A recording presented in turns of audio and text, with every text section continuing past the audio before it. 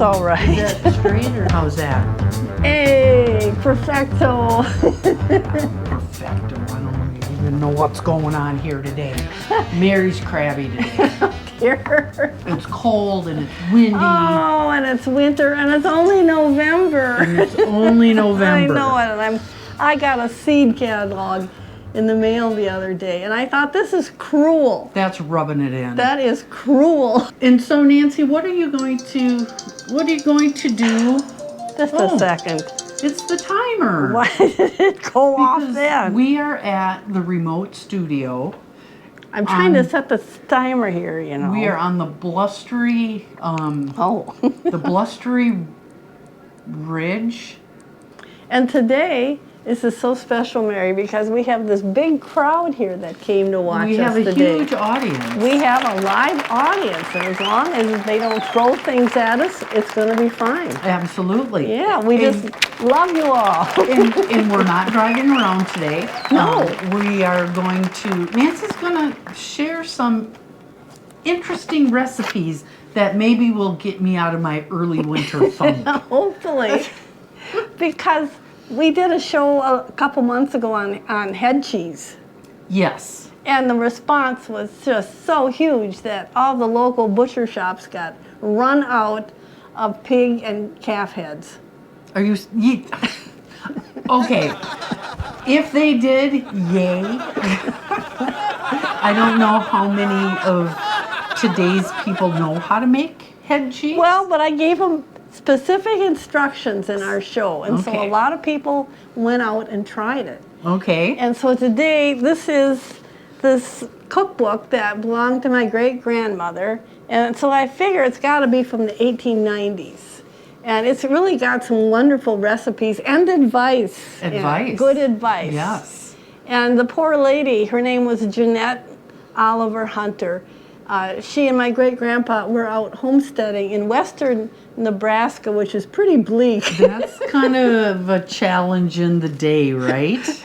And she was having like one baby a year. Oh my goodness. And it must have been tough.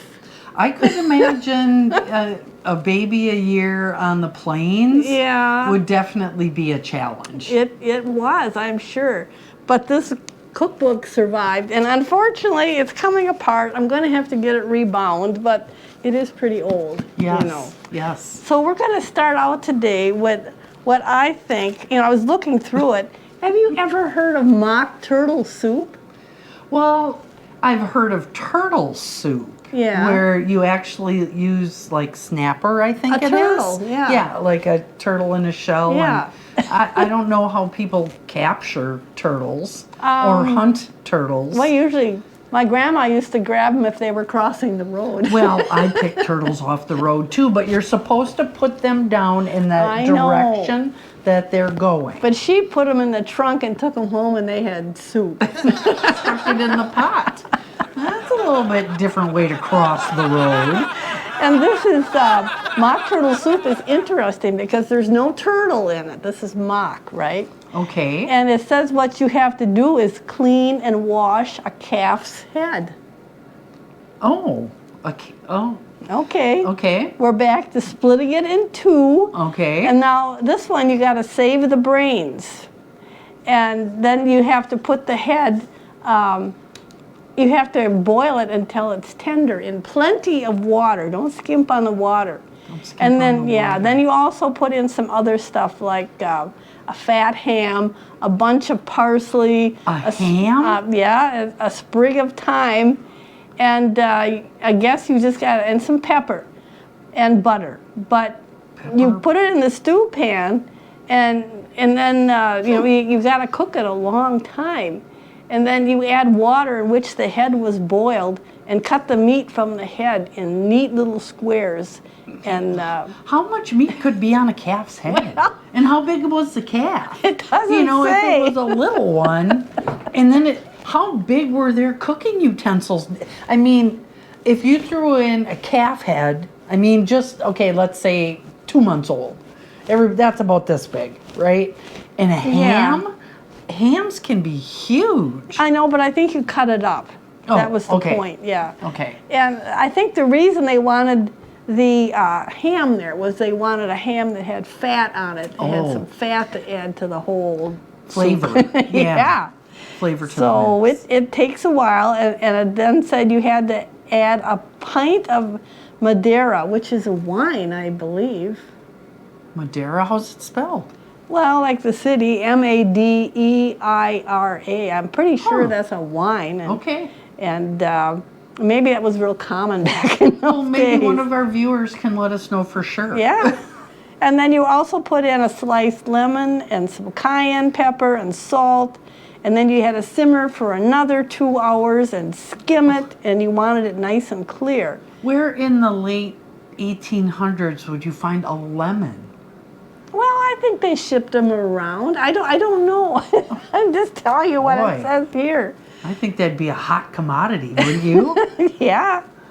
Well, then it said you're supposed to, well, this is happening. You're supposed to make a force meat. I'm not sure what that is. Do you? A force meat? Force meat. I don't know what that is, but you're supposed to make it using the brains. Remember, you took the brains out. Force meat. Yeah, and you put the brains in a stew pot and then pour it in hot water, and you put it over the fire for a few minutes and take them up, chop them small with a sprig of parsley, good old parsley. Parsley. Yep, and then some wheat flour and butter and a well-beaten egg. And then you're supposed to make this into small balls and then drop them into soup 15 minutes before it was taken from the fire. So you get to learn how to make calf brain dumplings. Right, that's what they are. And Boy, that is, that'll stick to your ribs. it's the mock turtle soup. And with the brain, that kind of, that surprised me. So I didn't expect that. Maybe the consistency of the balls, right? The little Yeah. balls. Maybe that's supposed to like mimic chunks of Turtle?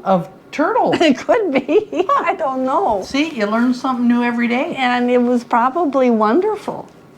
And Probably wonderful. so now we're going to talk about another common barnyard animal, and that was chicken. Oh, yeah. And this is a recipe for chicken in jelly. Chicken and jelly. And chicken in jelly. Well, I was hoping it was going to be, what do they call that? Chicken leg soup? You know how there's all those little pockets of meat on a chicken leg? Yeah. And in the day, people would scald the feet. Oh, and- the scratchers. Yes, and peel off that yellowish, Yeah. kind of like the skin on the leg. Take the skin off. And they'd go Yep.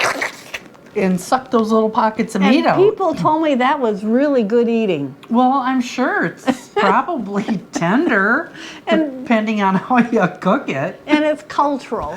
Because in China, that's like walking around street food. You can buy these chicken feet Oh, and chew on them as you're, walking around okay. shopping or whatever. Okay. Yeah. That's interesting. It's cultural. And a little bit different than a licorice stick. Right. But, kind of. Probably very good for you. Oh, I'm sure. Yeah, I'm sure chicken is healthy, right? Just make sure you take off those little claws and that yellow skin. Well, in this chicken and jelly, you're taking some cold chicken, so it's probably leftover from a Okay. meal. And then a cup of water, and then it talks about a fifth of a box of gelatin. So back then, I guess you could buy a whole box of just regular gelatin. Okay. And a fifth, well, that's kind of a weird thing, but that's what they said. And then you had to have curry powder, salt, and pepper, and get the meat from the bones of the chicken, and put the bones on with the water and cover it and boil it down. You got to boil it down till you just have 1 cupful. Oh, wow. Yes, and then you put the gelatin in to soak in 1/4 of a cup of cold water. And when the stock is reduced as much as is necessary, strain and season.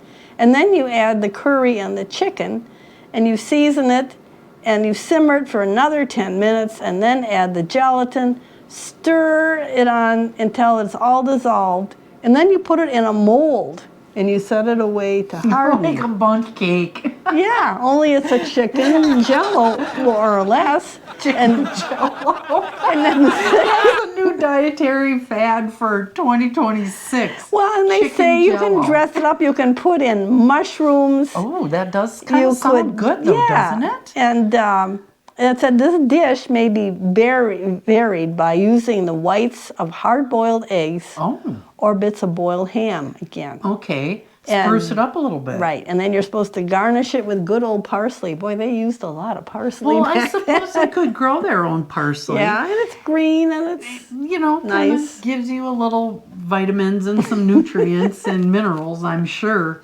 But, that's what I'm going to make for Christmas. it's chicken and jelly. Chicken jelly. Chicken jello. We'll call it chicken jello.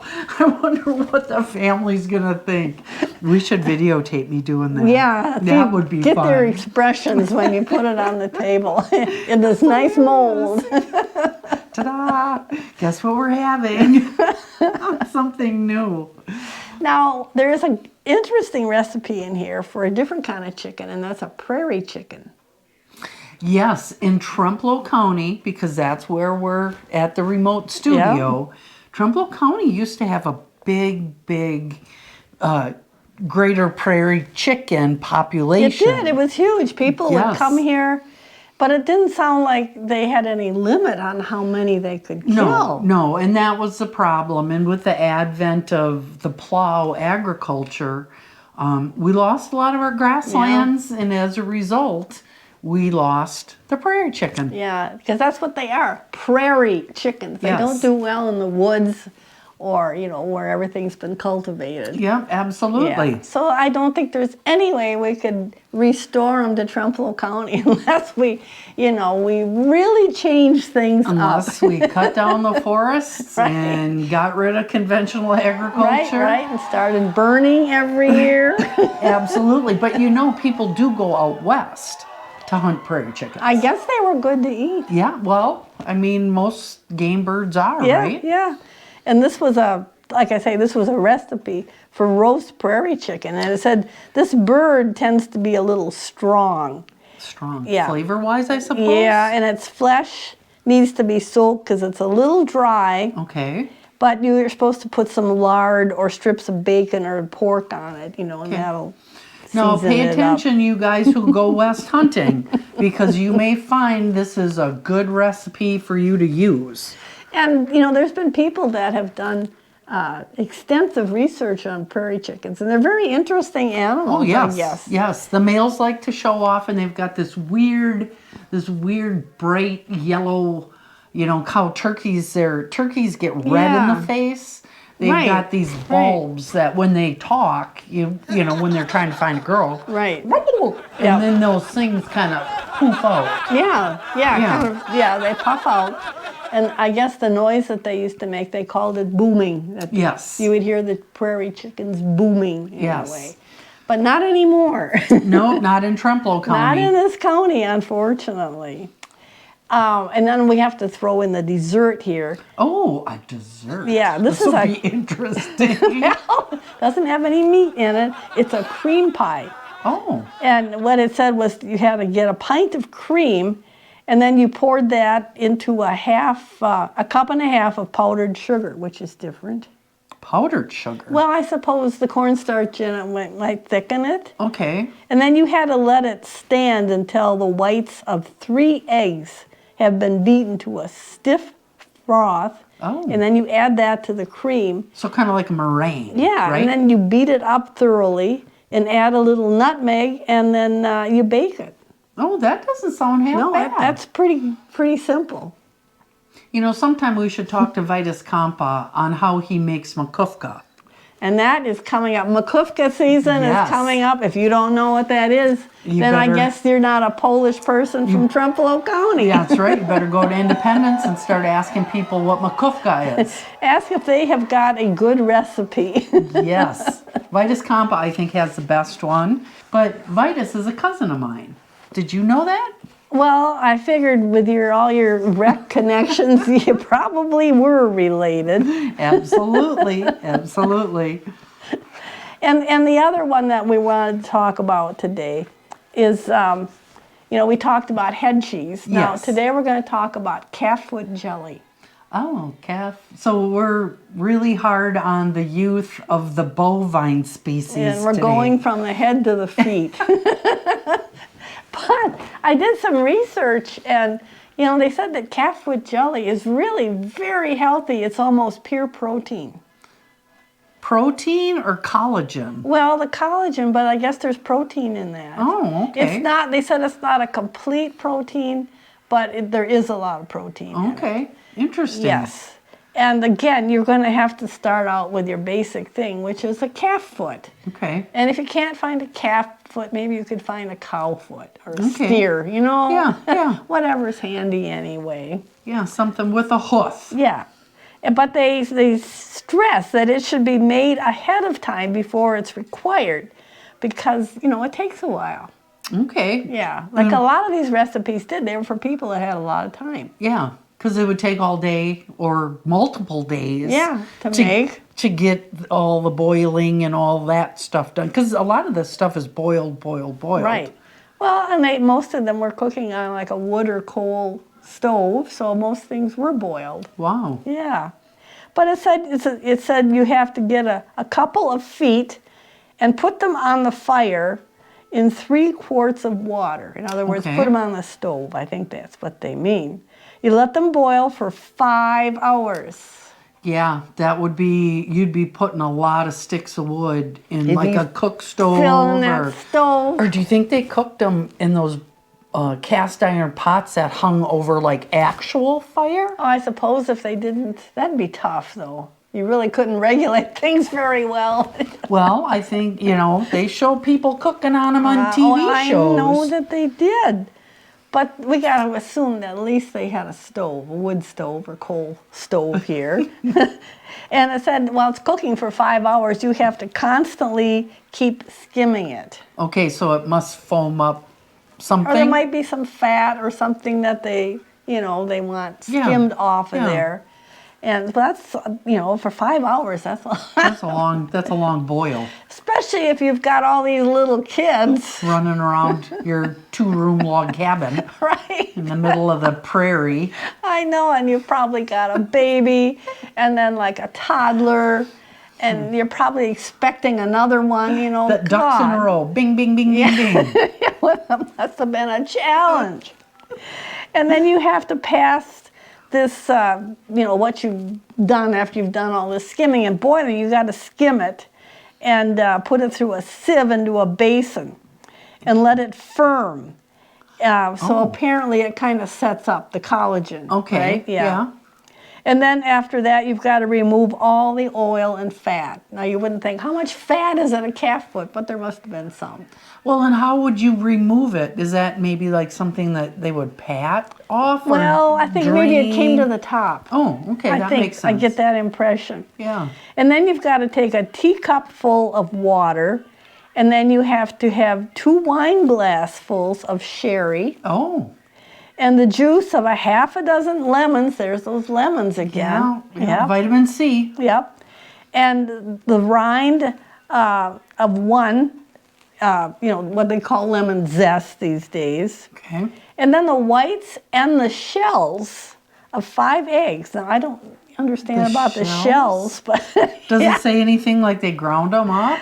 Or No. And it doesn't say that they beat the whites, so I don't know. Oh, okay. We're learning something new here, Yes. folks. And then a half a pound of white sugar, which is quite a bit. For Yeah. that time period, Yeah. a half a pound is a big deal.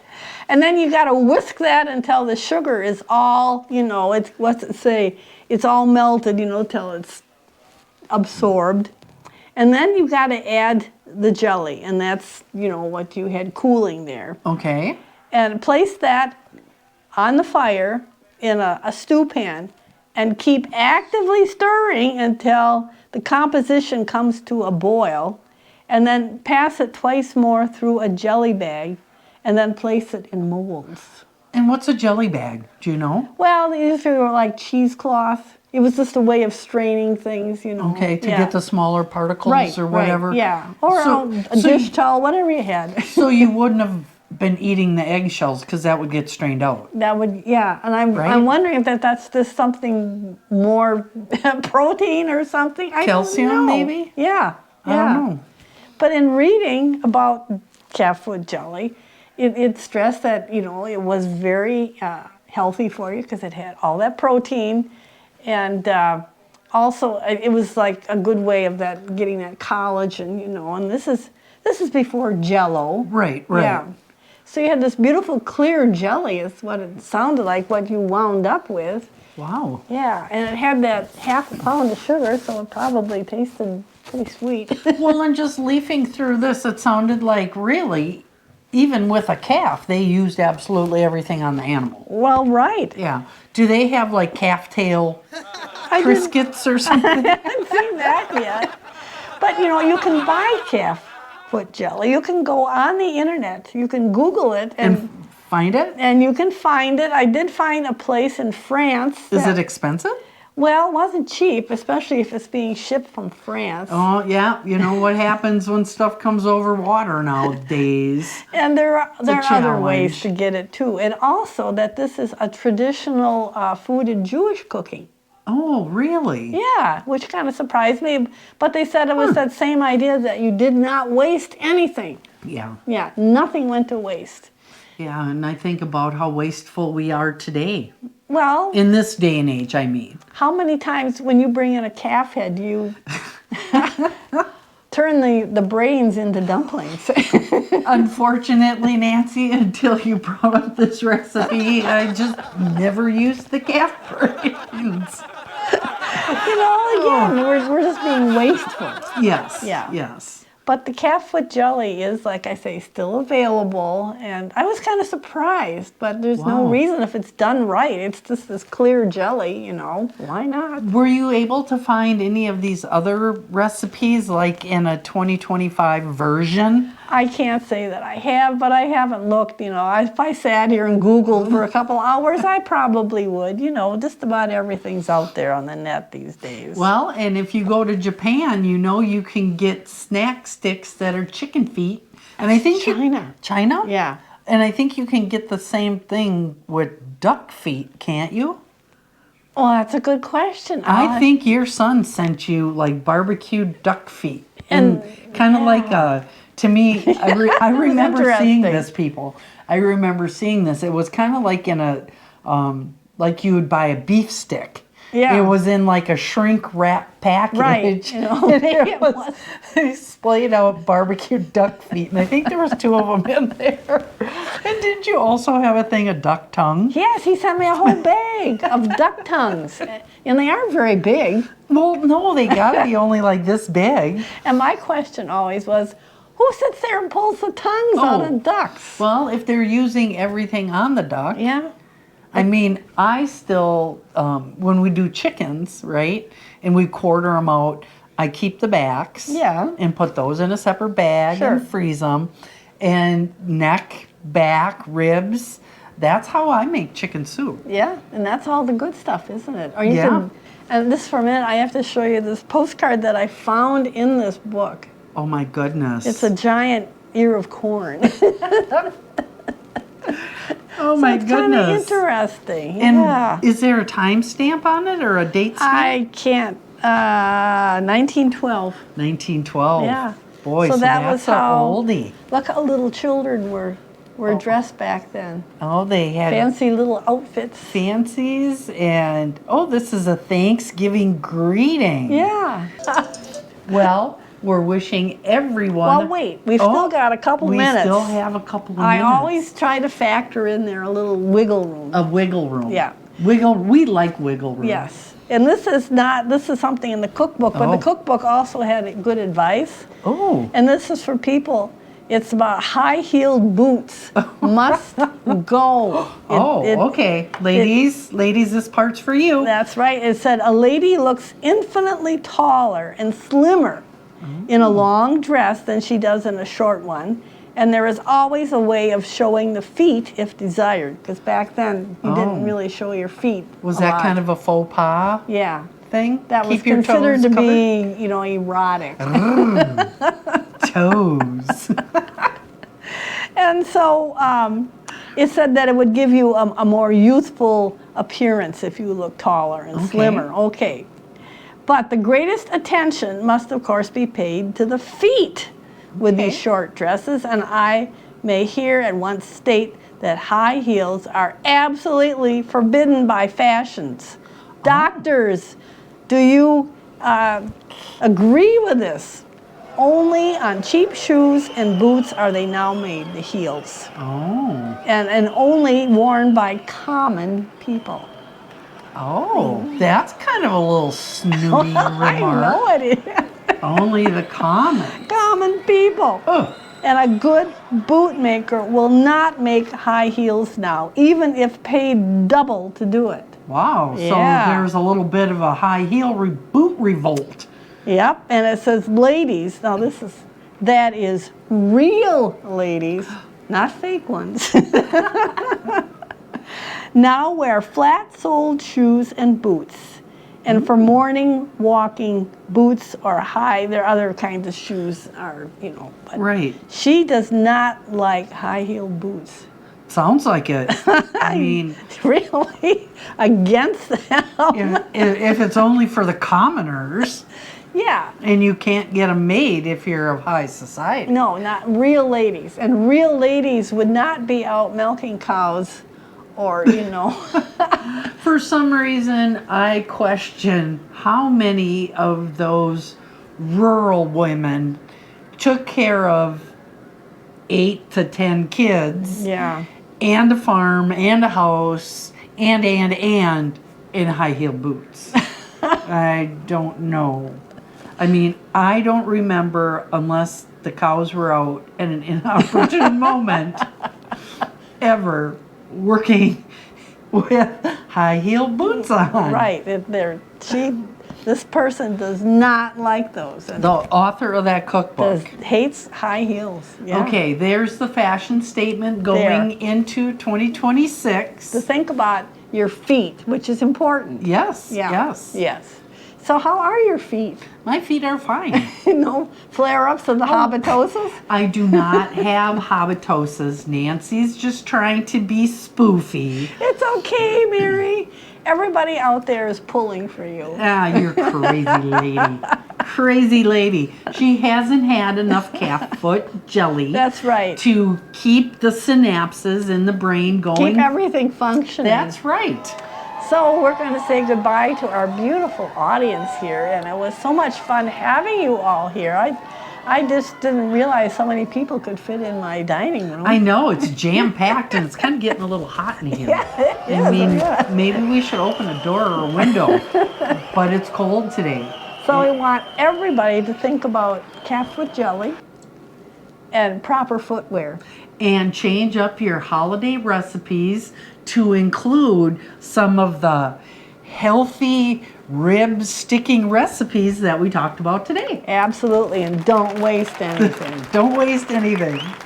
Bye. Enjoy.